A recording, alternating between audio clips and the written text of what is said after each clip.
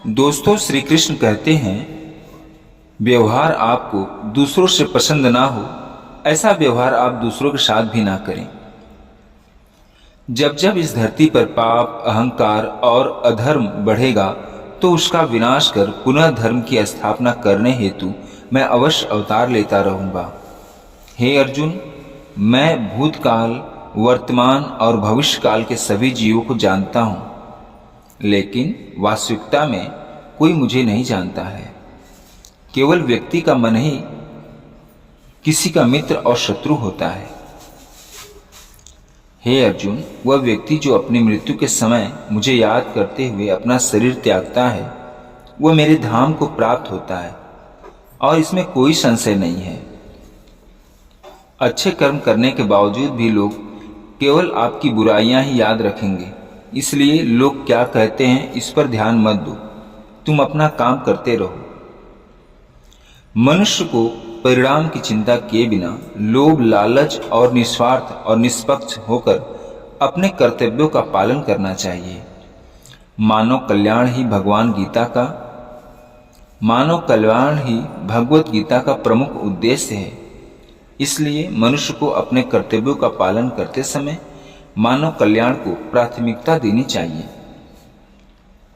हे अर्जुन, जो मनुष्य को जीवन की चुनौतियों से भागना नहीं चाहिए और न ही भाग्य और ईश्वर की इच्छा से बहानों का प्रयोग करना चाहिए। परिवर्तन ही संसार का नियम है। एक पल में हम करोड़ों के मालिक हो जाते हैं और दूसरे पल में ही हमें लगता है कि हमारे पास अब कुछ भी नहीं है। अपने आप को भगवान के प्रति समर्पित कर दो, यही सबसे बड़ा सहारा है। जो कोई भी इस सहारे को अब पहचान गया, वह डर, चिंता और दुखों से आजाद रहता है।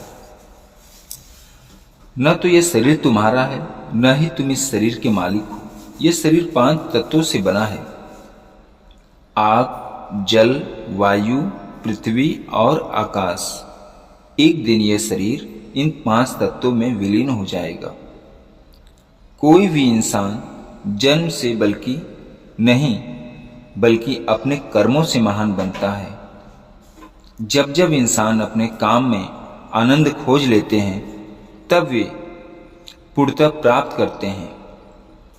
तुम क्यों व्यर्थ में चिंता करते हो? तुम क्यों भयभीत होते हो? कौन तुम्हें मार सकता है? आत्मा न कभी जन्म लेती है और न ही इसे कोई मार सकता है। यही जीवन का अंतिम सत्य है अर्जुन। हे अर्जुन, मैं धरती का मधुर सुगंध हूं, मैं अग्नि की उष्मा हूं। सभी जीवित प्राणियों का जीवन और सन्यासियों का आत्म संयम मैं ही हूं। मन की गतिविधियों, होश, श्वास और भावनाओं के माध्यम से भगवान की शक्ति सदा तुम्हारे साथ है।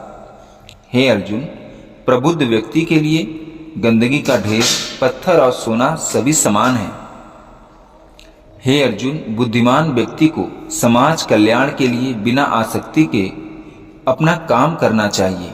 तो दोस्तों, ये थे श्री कृष्ण के अनमोल विचार।